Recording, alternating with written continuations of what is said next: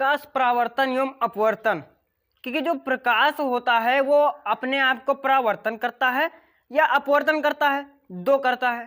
ठीक, reflection and refraction, कि जो प्रकाश होता है तो प्रकाश आता है और फिर चला जाता है। तो प्रकाश को हम क्या कह सकते हैं? प्रकाश को हम खुद नहीं देख सकते हैं, लेकिन प्रकाश की वजह से यानी लाइट की वजह से हम किसी वस्तु की देख सकते हैं। लाइट खुद नहीं दिखती है, लाइट की वजह से हमें वस्तु दिखते हैं। लाइट खुद नहीं दिखती है, तो प्रकाश क्या है यानी लाइट क्या है? तो लाइट वो बाह्यकारक है, लाइट वो बाह्यकारक है जो खुद ना दिखते हुए भी, जो खुद ना दिखते हुए भी उसकी वजह से हमें प्रकाश दिखाई दे, मतलब वस्तु दिखाई देता है। प्रकाश वो बाह्यकारक है जिसके किसी वस्तु पर पड़ने से यानी परावर्तन के पश्चात वो वस्तु चमकीली हो जाती है, यानी उस पर एक चमक आ जाती है, वो खुद प्रकाशित होकर हमें दिखाई देने लगता है। तो ये होता है प्रकाश। और जो हमारी आंखें होती हैं, आई, तो आई वो होती हैं यानी आंख वो होती हैं जो प्रकाश की वजह से वस्तु को हमें दिखाती हैं और उसके आकार, आकृति और रंग के बारे में बताती हैं। फॉर एग्जाम्पल, अगर जो यहां पर कोई रखा है, कोई वस्तु यहां पर धरा है, यह समझ ले, और यहां से प्रकाश की किरणें यहां पर गई और यहां से फिर परावर्तित होकर इधर चली गई। अब यहां पर जो आदमी बैठा है वो इसे देख रहा है, तो यहां पर क्या हुआ कि जो यहां से आया प्रकाश, यहां से आया प्रकाश और इसकी आंखों तक पहुंचा, और यहां पर ये क्या हुआ, ये खुद प्रकाशित हो गया, ये खुद प्रकाशित हो गया और इसे दिखने लगा। लेकिन अब यहां पर बच्चे पूछ लेते हैं कि प्रकाश कैसे होता है? तो प्रकाश खुद नहीं दिखता है, प्रकाश की वजह से हमें दिखाई देता है। तो ये होता है प्रकाश। अब यहां पर प्रकाश के जो कुछ गुण होते हैं, प्रॉपर्टीज, तो प्रकाश किस तरह से गति करता है। फॉर एग्जाम्पल, अगर जो मान लो कि यहां पर सूर्य निकला, क्या है? सनलाइट, यानी सौर ऊर्जा, यानी जो सूर्य है सूरज की, तो सूरज की ऊर्जा, सूरज क्या है? सूरज एक ऊर्जा है, प्रकाशीय ऊर्जा। ऊर्जा आपको बहुत सारी मिल जाएंगी, ऊर्जा आपको बहुत सारी मिल जाएंगी, रासायनिक ऊर्जा, विद्युत ऊर्जा, और फिर प्रकाश ऊर्जा, ऊष्मीय ऊर्जा। इस तरह से प्रकाश भी एक तरह का ऊर्जा है। तो यहां से जो आई किरणें वो यहां पर गिरी और यहां से वो फिर रिफ्लेक्ट होके यहां चली गई।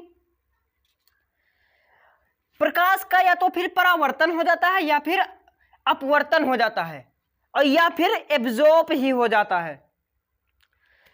एब्जॉर्ब में ऐसा होगा यानी अवशोषित हो जाना, तो एब्जॉर्ब में यह होगा कि जो प्रकाश आएगा और फिर वो उसी के अंदर चला ही जाएगा, उसी के अंदर चला ही जाएगा। तो प्रकाश कैसे परावर्तन होता है? प्रकाश का परावर्तन होने के लिए क्या चाहिए? उसे एक चिकने तल की आवश्यकता होती है।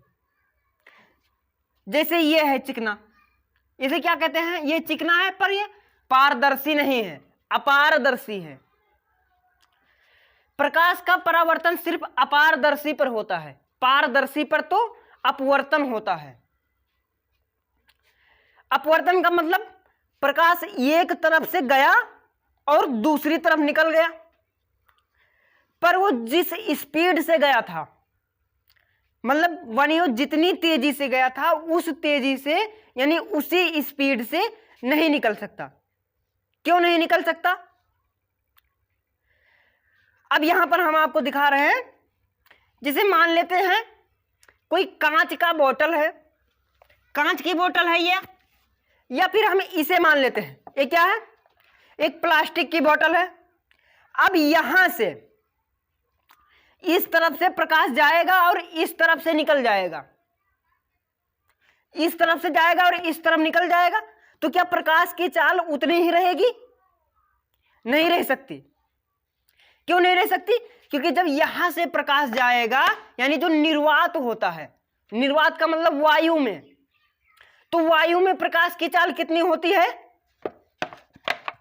इतनी होती है, 3 × 10⁸ किलोमीटर पर सेकेंड की स्पीड से। इतने किलोमीटर वो पर सेकेंड की स्पीड से चलता है। तो क्या जब इसमें जाएगा तो क्या उतनी ही स्पीड से उस तरफ निकल पाएगा? अपवर्तन हो पाएगा? नहीं हो पाएगा। और यहां पर तो परावर्तन होने का कोई चांस ही नहीं है। नो चांसेस रिफ्लेक्ट, यानी नो चांसेस ऑफ रिफ्लेक्शन, क्योंकि यहां पर नहीं हो सकता कोई चांसेस, क्योंकि ये क्या है, ये अपारदर्शी यानी पारदर्शी है, पर ये पूरी तरह से पारदर्शी भी नहीं है। इसे हम ऐसा कह सकते हैं पारभासी।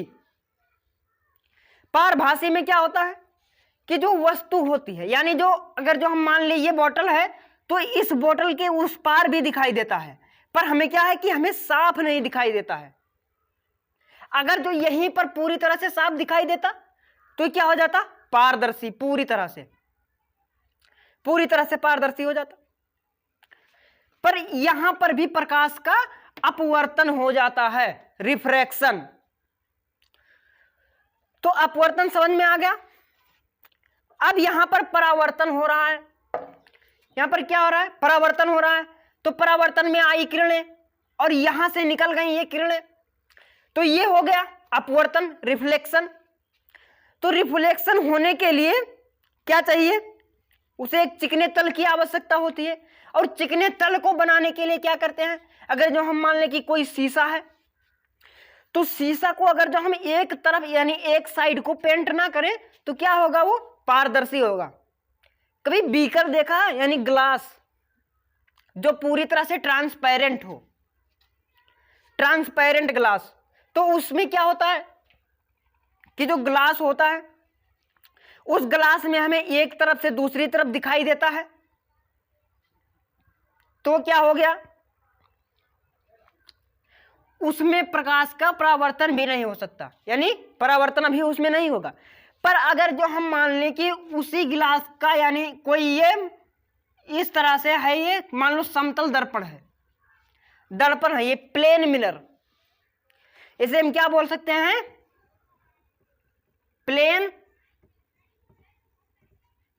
मिरर, यानी दर्पण, समतल दर्पण।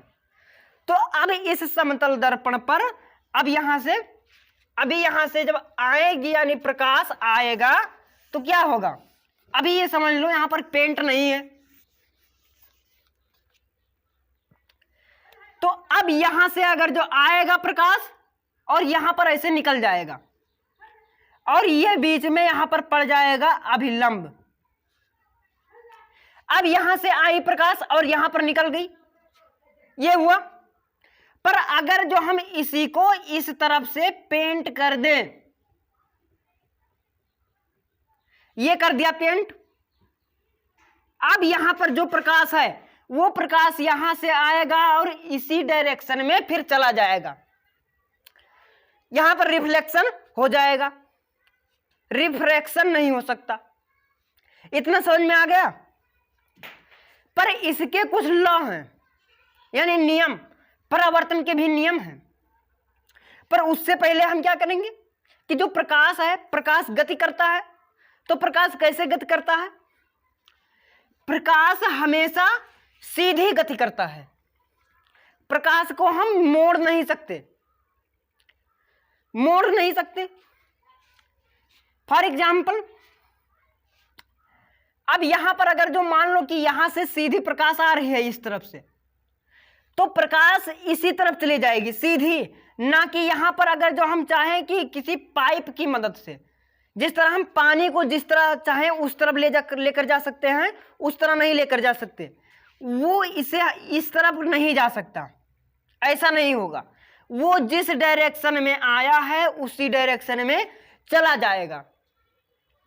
तो प्रकाश की ये क्या है, ये चलने की यानी चलने की प्रकृति है। पर अब यहां पर क्या हो रहा है कि अगर जो मान लो कि आपका यहां पर ये घर है,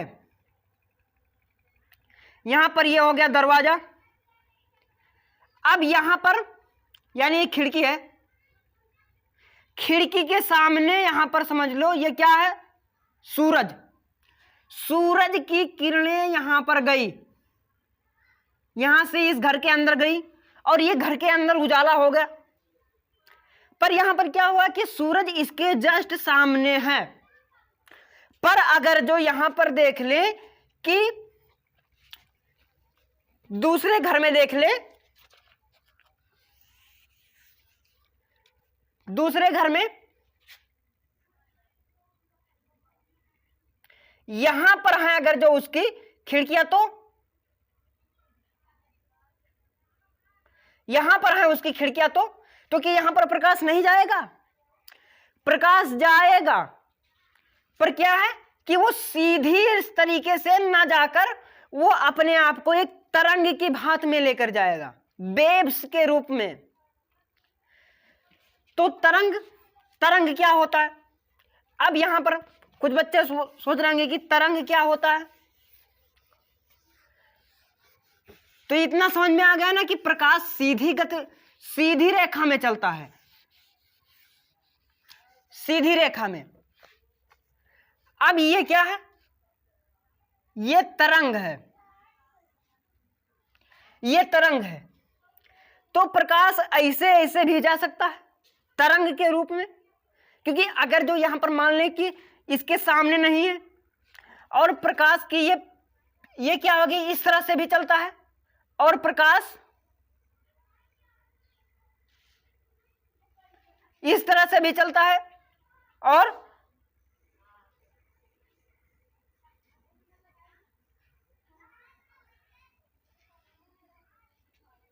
इस तरह से भी चलता है। ये क्या लगने लगा, एक ऐसा लग रहा है कि ये स्प्रिंग है ना, स्प्रिंग को खींचकर बढ़ा दिया गया। पर हमें क्या, हमें तो बस फिर समझना, तो क्या है इसकी तरह विकत करने लगा। तो ये है प्रकाश की प्रॉपर्टीज, यानी फिजिकल प्रॉपर्टीज ऑफ लाइट। ये प्रकाश की भौतिक अवस्था है। अब यहां पर प्रकाश की जो चाल है वो इतने किलोमीटर पर सेकंड की स्पीड है। पर यही स्पीड किसमें है, निर्वात में।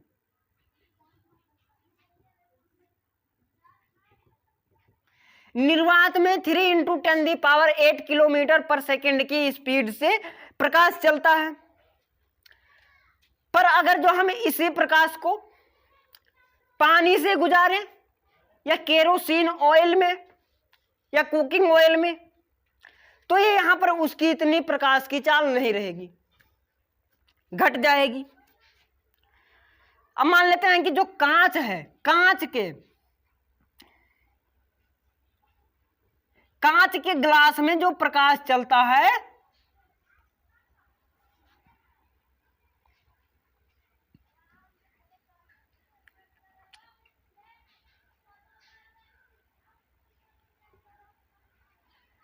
अब यहां पर प्रकाश की चाल 3 × 10⁸ नहीं होगी।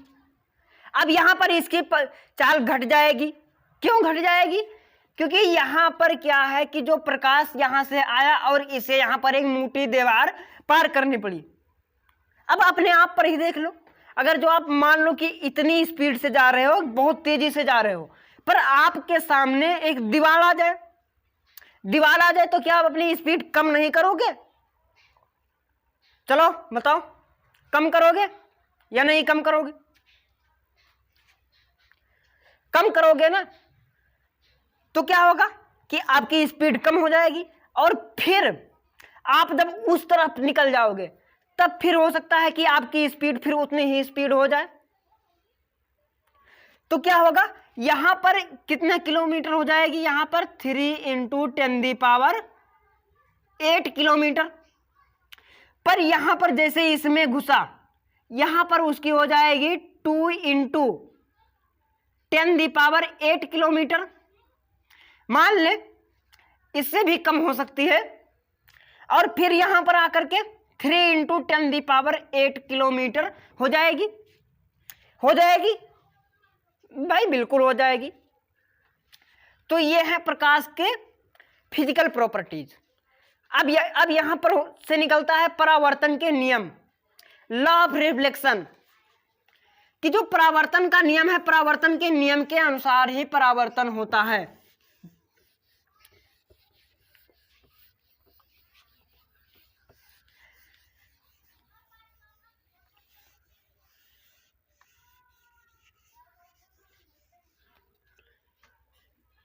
परावर्तन, तो परावर्तन में क्या होता है कि अब हम मान लें कि यहां से यहां पर ये पेंट है और ये चिकना तल है। अब यहां से प्रकाश आया और यहां पर गया, और ये बीच में पड़ गया अभिलंब। अब यहां पर देखो, यहां पर ये प्रकाश आया, यानी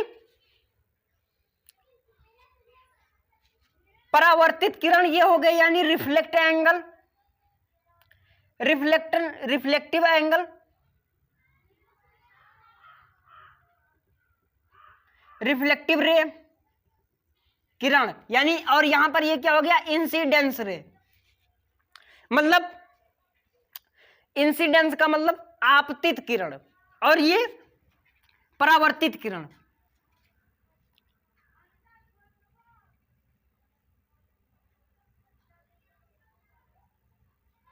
इंसिडेंस रे। तो अब यहां पर क्या होगा कि जो प्रकाश का परावर्तन होगा, प्रकाश के परावर्तन में क्या होगा कि जिस एंगल पर प्रकाश आता है उसी एंगल पर डायरेक्शन में फिर लौट जाता है।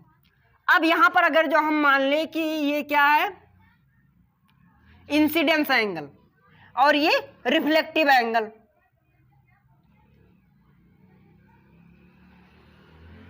यहां से ये इतनी ही स्पीड में आया। अब यहां पर इनके बीच में मान लेते हैं 45 डिग्री का कोण बना। मान ले कितने डिग्री का, 45 डिग्री का। तो भाई क्या होगा, 45 डिग्री पर ही लौट जाएगा, यह है इसका नियम। अगर जो यहां पर 90 डिग्री पर आता है सीधी में, तो ये फिर सीधी में ही लौट जाएगा। इसका मतलब यह हुआ कि प्रकाश जितने भी एंगल पर आएगा वो उतने ही एंगल पर वापस चला जाएगा। इसकी ये कोई बात नहीं हुई। ये क्या है, ये है परावर्तन के नियम। अब यहीं पर शुरू होती है इनकी और भी आगे कहानी। तो इतना समझ में आ गया ना, और चैनल को सब्सक्राइब कर दो, कम से कम इतना तो शर्म करो कि चैनल को सब्सक्राइब तो कर दिया करो। तो जिन्हें ना समझ में आया हो वो कमेंट कर दें, और जो नए हो चैनल को सब्सक्राइब भी कर दें। और हाँ, जल्दी जल्दी चैनल को सब्सक्राइब भी कर देना, चैनल को जल्दी भी सब्सक्राइब कर दो, जल्दी से जल्द। चलो सब्सक्राइब कर दो, शर्म कर लो, कुछ तो शर्म रख लो, सब्सक्राइब कर दो। तो ये क्या है, परावर्तन के नियम। अब यहीं से शुरू होती है इनकी दर्पण में, ठीक। पर हमें क्या होता है कि जब इमेज बनती है, यानी प्रतिबिंब, प्रतिबिंब का समझ में आ रहा है ना कि प्रतिबिंब क्या होता है। हमारी आंख में जो प्रकाश जाता है, तो प्रकाश का किसी वस्तु का प्रतिबिंब कहां बनता है, इसका आंसर आप लोग कमेंट करो। चलो जल्दी से जल्दी कमेंट करो, इसका आंसर आप लोगों को कमेंट करना है। हमारी आंख में किसी वस्तु का प्रतिबिंब कहां पर बनता है? इमेज। और इमेज भी दो तरह से बनती हैं, एक होता है वर्चुअल इमेज और एक होता है रियल इमेज। वास्तविक प्रतिबिंब और आभासी प्रतिबिंब, ये दो तरह से हो जाते हैं। पर यहां पर जो प्रकाश है, यानी प्रकाश का उत्क्रमणीयता, यानी प्रकाश की उत्क्रमणीयता प्रकृति, प्रकाश की उत्क्रमणीयता प्रकृति क्या है वो मैं अभी आपको बता रहा हूं। तो जो प्रकाश होता है, यानी अब यहां पर मान लेते हैं कि कोई प्लेन मिरर है, समतल दर्पण ऐसे लगा है, और इसके सामने अगर जो हम कोई प्रकाश डालते हैं तो वो फिर डायरेक्ट उल्टी हो जाएगी। फॉर एग्जाम्पल, अगर जो आप लोगों के घर में कोई शीशा, यानी शीशा को समझते हो ना, जिसमें चेहरा देखते हैं, तो उसमें क्या होता है कि आप किसी वर्ड को, यानी आप कुछ भी लिख लेने, अपना नाम ही लिख लेना, उसके बाद में उसके सामने रखना, तो देखना आपकी वो सारी क्या होता है, क्या रिएक्शन होता है। फिर बताना मुझे, कमेंट करना, इसका आंसर बिल्कुल कमेंट करना कि क्या रिएक्शन होता है। तो वो होती है प्रकाश की उत्क्रमणीयता, कि जो प्रकाश होता है, अगर जो हम किसी दर्पण के सामने खड़े हो जाएं तो हमारा जो लेफ्ट हैंड है, यानी दाहिना हाथ है, तो हमें बाएं में दिखेगा, और बायां हाथ है जो दाएं में दिखेगा। पर हम इसे ऐसे नहीं समझ सकते। अब आप वहां पर किसी नंबर को लिख लेना, जैसे 108 है, तो इसे आप जब लिखकर उसके सामने रखोगे तो यहां पर क्या दिखेगा, ये उल्टा हो जाएगा, यानी 801 हो जाएगा। अब यहां पर ये क्या है, प्रकाश की उत्क्रमणीयता है। तो ये होती है प्रकाश की उत्क्रमणीयता। अब यहीं से शुरू होता है